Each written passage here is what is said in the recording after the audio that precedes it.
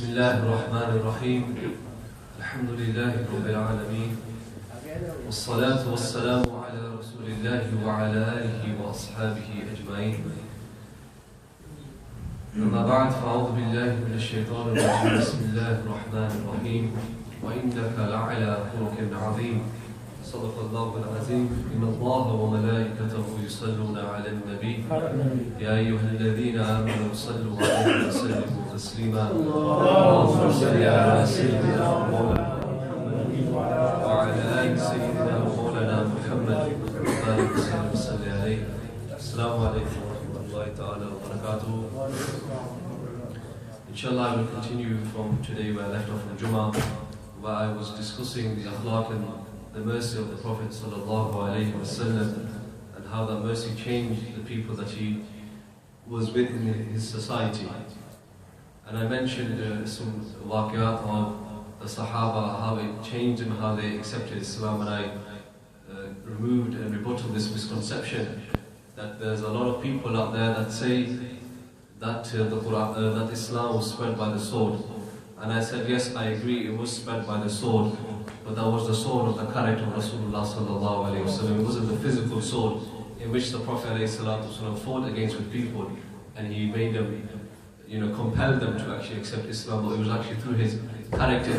The example I gave in Jummah was of Usman bin Talha radiyallahu ta'ala anhu, when the Prophet alayhi salatu wasallam, when they wanted to pray in the Kaaba, in the house of Allah subhanahu wa ta'ala inside, and Usman bin Talha was the one who had the keys to the Kaaba. So the Prophet ﷺ went to him and he said, "Oh Usman, I have a desire to pray inside the Kaaba today, and you have the keys, so open the door for me." And Usman bin Talha said that I'll open this door for you, for anyone except you. I won't open this door for you because I don't believe in you. And the Prophet ﷺ at that time said, "Usman, there will be a day when the keys that you have will be in my hand, and I can give these keys to whoever I wish." And Usman bin Talha at that time left it off and he said, "How is that going to be possible? You're a minority at the moment. How is it going to be possible that you later on become a majority and take these keys off me?" But that did happen. Whatever the Prophet ﷺ said, the Prophet ﷺ said, "Ma kharaja anhu illa haqqun." Whatever emanates from my mouth, it materializes, it actually does happen. Why? Because وَمَا يَنْتِقُ عَنِ الْهَوَىٰ إِنْ هُوَ إِلَّا وَحْيٌ يُوحَىٰ. Allah describes the speaking of the Prophet ﷺ that he doesn't speak from himself. He only speaks that which Allah subhanahu wa ta'ala inspires the Prophet ﷺ to speak. So after Fatih Makkah, the Prophet ﷺ was given the keys to the Kaaba, and the Prophet ﷺ could have given those keys to any single Sahabi at that time. He could have given it to the Al-Karam Sahaba, like Sayyidina Abu Bakr as-Siddiq, Sayyidina Umar, Sayyidina Uthman, Sayyidina Ali. All of the other Sahaba were available at that time. But the Prophet ﷺ said, "I have come to honor people and give honor to people." So the Prophet ﷺ called Usman bin Talha and he called him. And Usman bin Talha was brought to the Prophet ﷺ, and the Prophet ﷺ reminded him of that incident that occurred between them before. And Usman bin Talha was at this moment quite embarrassed because the Prophet ﷺ said, "Remember that I said a day will come then when those keys that were in your hand will be in my hand." Usman bin Talha said, "Yes, I remember that day." And the Prophet ﷺ, the Prophet ﷺ gave those keys to Usman bin Talha. And he said, "Oh Usman, I am someone that doesn't disgrace people. I honor people. And I have given you these keys, not just to you, but through all of your awlad until the Yawm al-Qiyamah. All of your offspring will have the key to the house of Allah subhanahu wa ta'ala." So this was one aspect of mercy that I was talking about the Prophet ﷺ. Due to time, I have to cut my speech short, so I will carry on from there. If you look at when the Prophet ﷺ announced his prophethood, Allah subhanahu wa ta'ala told the Prophet ﷺ to go and preach to people in the nearby surrounding cities and towns of Makkah al-Karam.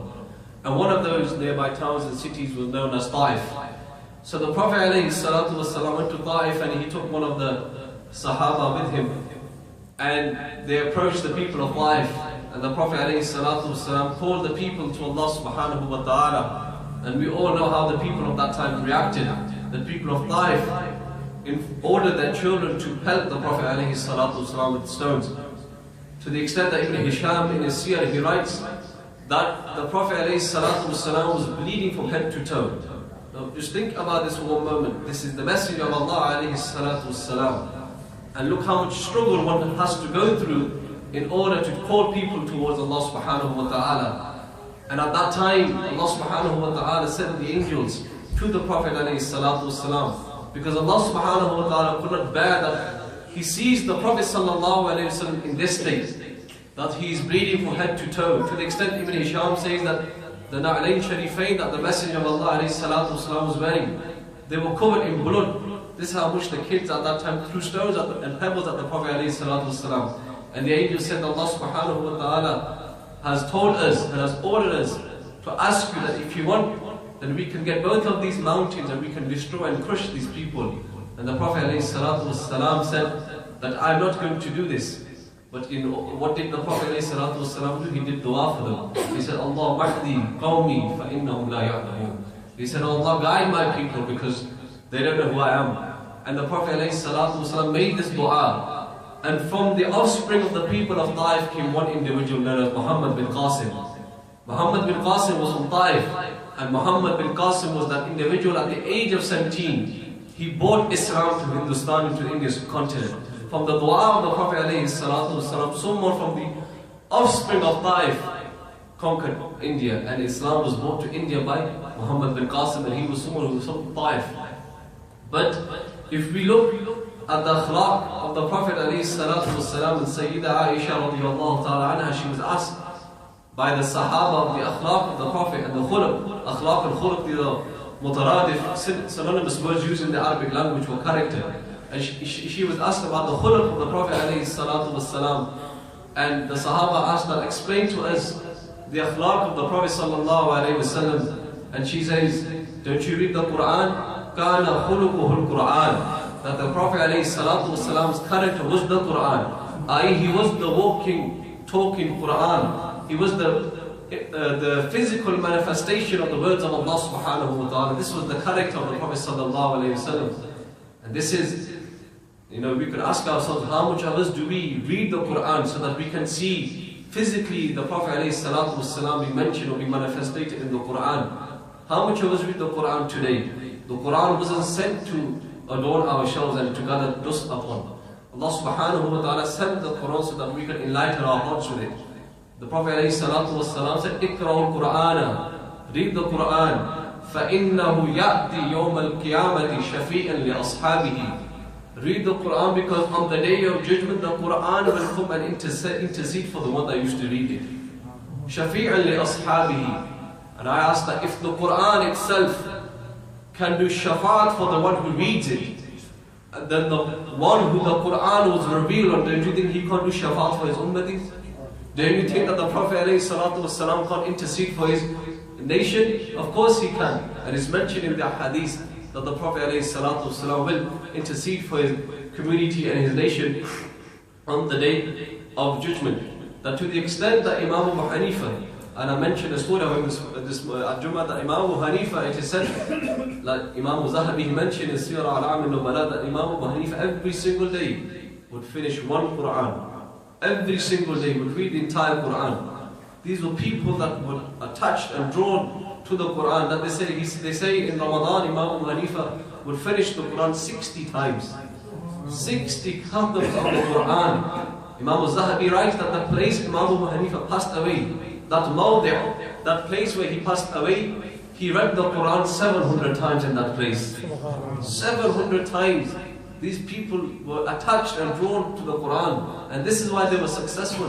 Imam Ahmad bin Hanbal, who his son Abdullah bin Ahmad bin Hanbal says that my father, rahimahullah ta'ala, was one of the greatest scholars of our time, and he had memorized 1 million ahadith of the Prophet sallallahu alayhi wa sallam. And he said that he saw Allah subhanahu wa ta'ala many times in his life, but not in Allah in his reality, Allah in manifestation. The only one who has seen Allah in his haqiqat is the Prophet sallallahu alayhi wa sallam. But metaphorically, Imam Ahmad bin Hanbal saw Allah subhanahu wa ta'ala, and he asked Allah subhanahu wa ta'ala that what act can I do to gain proximity and closeness to you? And Allah subhanahu wa ta'ala said, Tilawatul kalami, that read my Quran. And Imam Ahmad bin Hanbal said that, Fahman aw bi ghayri fahman. He said, if I read it with understanding, will I gain proximity towards you? Or if I read it without understanding, will I gain proximity towards you? And Allah said, Fahmin aw bi ghayri fahmin. Whoever reads the Quran with understanding, he will gain closeness to me. And whoever reads the Quran without understanding it, because there are many people who can't understand the Arabic language, Allah subhanahu wa ta'ala said that even he will gain closeness to me. So this is the barakah of reading the Quran. And Sayyidina Aisha said that his akhlaq, it was like the Quran. His akhlaq was like the Quran. How did he behave with children? How did he behave with his grandson, Imam Hassan and Imam Hussein radiallahu ta'ala anhuma? That one day Sayyidina Abu Bakr as-Siddiq, he narrates that the Prophet ﷺ was carrying Imam Hussein on his shoulders. And he was walking through the streets of Medina al-Munawwara. And Sayyidina Abu Bakr as-Siddiq said that I passed by the Prophet ﷺ and I said, Ni'mal Markab, oh what a great rider. Are you referring to, what a great ride, sorry. Are you referring to the Prophet ﷺ? And the Prophet ﷺ said, Ya Aba Bakr, Ni'mal Raqib. I am a great, the one who's riding for you, he's also great as well. Don't forget Imam Hussein. But if you look how the Prophet ﷺ would deal with children and how he was merciful and how he was with children, we need to ask ourselves, how are we with our children today? The Prophet ﷺ, whilst reading namaz and whilst being in sajda, Imam Hassan and Imam Hussein would climb onto the back of the Prophet ﷺ. He wouldn't lift his head until they both had come off. He would prolong his sujood for the sake of Imam Hassan and Imam Hussein so that they don't get hurt. And this was the mercy and this was the way he behaved with children and how merciful he was with children. And I mentioned last week that how is it that when the youngsters come to the masjid, how do the Muslims behave towards them? You know, today we unfortunately, not unfortunately, we have fortunately adorned ourselves with physically implementing the sunnah of the Prophet ﷺ, but we forget the sunnah of how we used to behave with people or how we used to behave with children. One day there was an Arabi that was sitting with the Messenger of Allah ﷺ, and the Prophet ﷺ began to kiss Imam Hassan and Imam Hussein. Now this was something very strange at that time, because Arabs were known as staunch people. They were affectionate people. They didn't show emotion. Men, especially men in that time, they had no emotion. So the Arabi that was sitting there, he asked the Prophet ﷺ, he said, Ya Rasulullah, I have 10 children. I haven't kissed any one of them in my entire life. The Prophet ﷺ beautifully replied, he said, Man la yarham la yurham.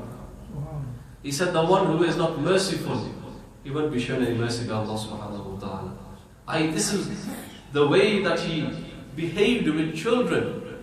He behaved like this with children to the extent that, you know, Imam Hassan and Imam Hussein would run around within the masjid and the Prophet ﷺ wouldn't do anything. And one saying the Prophet ﷺ was doing a speech and Imam Hassan came onto the thighs of the Prophet ﷺ whilst the Prophet ﷺ was speaking, and the Prophet ﷺ while speaking got off his minbar and then he made Imam Hussein sit on the floor. But how do we behave with our children today? Why is it that our children can't speak to us? Why is it that our children shut us out today or shut us off today? Because as parents, if they do something wrong, we straight away give them the 3rd degree. You know, why are you doing this? Why are you doing that? But we forget how merciful the Prophet ﷺ was. Yes, he was merciful, but at the same time he was just as well. Because for the Ahlul Bayt, zakat is haram. And when Imam Hussein put that date which was given as zakat to the Prophet ﷺ, he put it in his mouth. The Prophet ﷺ rushed across the masjid and thrusted his fingers down the mouth of Imam Hussein. And he took that date out. And he said that the Ahlul Bayt, zakat for them is haram. So when he was merciful, he was just. And as a parent, where you need to be just, you should also be merciful as well. It's not that you be always shouting and, you know, giving your child the 3rd degree, but you should also be merciful with him. And how? Not just with your children, with your spouses. What is your relationship with your spouses? Sayyidina Aisha radiallahu anha used to say that me and the Prophet ﷺ, we used to run, we used to race with one another. And this is mentioned in Bukhari. How the Prophet ﷺ, his character with his wives. The Prophet ﷺ said that the best of you are those that are good to your wives. And Sayyidina Anas bin Malik said that I was given to the Prophet ﷺ at the age of 10. His mother, the mother of Sayyidina Anas bin Malik, at the age of 10, came to the Prophet ﷺ. He said, this is my young child. I have sacrificed him for you. You can have him. You can do whatever you like with him. Then Anas bin Malik said, 10 years I served the Messenger of Allah ﷺ. Never once in 10 years he ever said, oh Anas, why haven't you done this? Or Anas, why didn't you do it like this? Or Anas, or why didn't you do it? And he said, never in 10 years did the Prophet ﷺ hit me or hit his wives. But today, we are not seen as men if we don't hit our wives. And I know many stories that Muslim men are hitting their wives, and the Prophet ﷺ never hit his wife. Sayyidah Aisha Siddiqa said that I would race with the Prophet ﷺ. Sometimes I would beat the Prophet ﷺ, and sometimes the Prophet ﷺ would beat me. How many of us would race with our wives? Those of you who are married, you know, how many of you have raced with your wives? But these are the sunnah and these are the characteristics of the Prophet ﷺ, and how he established his household at that time, that he was merciful to everyone. When there was one time the Prophet ﷺ was walking past a grave and there was a woman and she had lost her husband, and she was crying, and she didn't realize that this was the Prophet ﷺ. And the Prophet ﷺ said that be patient, Allah is testing you, be patient. And she replied back that you don't know what difficulties I'm going through. You don't know who I am, you don't know what difficulties I'm going through. It's easy for you to say that. But she didn't realize this was the Prophet ﷺ, so he walked away and he just ignored her. Later on she realized that this was the Prophet ﷺ. So remorse entered her heart, and she then went to the house of the Prophet ﷺ to ask forgiveness. Ya Rasulullah, I didn't know it was you. You should have told me it was you. And the Prophet ﷺ said, إِنَّمَا الصَّبْرَ إِنَّ صَدْمَةِ الْأُولَى. He said that patience is at the first point of calamity. That Allah wants you to be patient when that calamity hits. That's when Allah wants you to be patient. It's not when you're angry and you hit someone and then you think, oh my God, I shouldn't have done that. At that time, before you retaliate, Allah wants you to be patient. إِنَّمَا الصَّبْرُ إِنَّ صَدْمَةِ الْأُولَى. And this is how he was very patient. His akhlaq was amazing. This is why Hassan bin Sabit said, وَأَحْسَنَ مِنْكَ لَمْ تَرُقَتُ عَيْنِي. He said, my eye has never seen anyone more beautiful than you. Husn refers to external beauty. وَأَجْمَلْ مِنْكَ لَمْ تَلِدِ النِّسَاءُ. And Jamal refers to internal beauty, i.e. the outward beauty of the Prophet ﷺ, my eye has never seen anyone. And internally his character is so beautiful that no mother has given birth to anyone who has character like Rasulullah ﷺ. This is what the difference between Husn and Jamal is. Jamal is useful when you're talking about someone's internal qualities. And like Sayyidina Hassan bin Sabit said, that internal quality, there is no one like Rasulullah ﷺ. And this is how he was, and this is how we need to be. We need to implement the sunnah of internal qualities like the Messenger of Allah ﷺ. It's not just about fulfilling the rights of Allah, i.e. praying namaz, giving zakat, doing the hajj, fasting in the month of Ramadan. It's all about fulfilling people's rights. If we're praying namaz, yet we are disobedient to our parents, what value does that namaz have? If we're praying and we can't show mercy to our youngsters, and our youngsters cannot respect our elders, what value does that prayer have? The Prophet ﷺ, hadith mentioned in the Sunnah of Imam Tirmidhi, he mentioned that he asked the Sahaba a question. He said, Man al-Muflis? He said, who is the bankrupt one? The Sahaba replied, the bankrupt one is the one, la dirham wa la dinar. He's the one that doesn't have a dirham or dinar, he doesn't have any financial assets, he doesn't own anything. The Prophet said, this is not the bankrupt one. The bankrupt one will be that who comes on the day of judgment, and he will be destined for paradise, for Jannah. He will have many salawat, he someone who was praying in his life. He will have many siyam, he will be fasting. He will have many sadaqat and zakat, and he will do many hajj. But the Prophet ﷺ said, he would have sworn at someone. He would have accused someone. He would have killed someone. He would have taken someone's land without asking them. He would have broken up ties. And the Prophet ﷺ, each person that he did wrong to, that person will come to Allah subhanahu wa ta'ala on the day of judgment and say, Ya Allah, he swore at me. So Allah will say that you swore at him, so now take his good deeds. So then he will go. And then the next person will come. And he say, Ya Allah, he accused me of something I never did. And Allah will say, okay, fine. He will say to the malaika that the good deeds that this individual has, give it to this individual. So he will be compensated. And he will carry on and carry on until all of his hasanat are finished. All of his good deeds are finished. Now this individual was going to go to Jannah, but the line is still, people are still queuing up because they will say, Allah, he did this to me, he did that to me. So Allah will say, your bad deeds, give it to him. Your bad deeds given to him, and this will carry on until he will have no good deeds at all, and all you have are bad deeds. And then Allah will say, and the Prophet ﷺ replied to the end of the hadith, that this person will be dragged into the hellfire. It's not just about fulfilling the rights of Allah, the rights of Allah. You have to fulfill the rights of people. If you're praying namaz, but yet you're being disobedient to your parents. The Prophet ﷺ said that the pleasure of Allah lies in the pleasure of the father.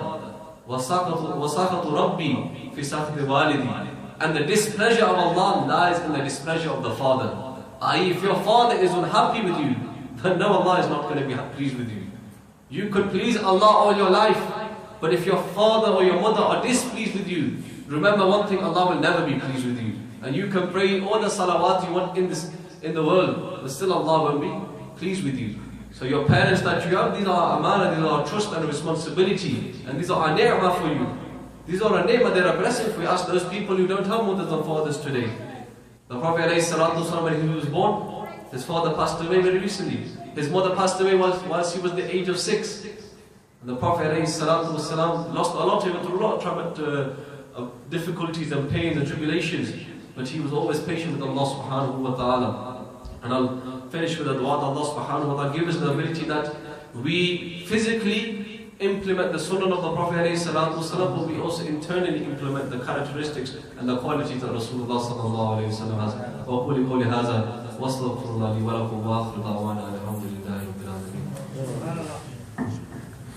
الحمد لله رب العالمين والصلاة والسلام على رسول الله وعلى آله وأصحابه أجمعين.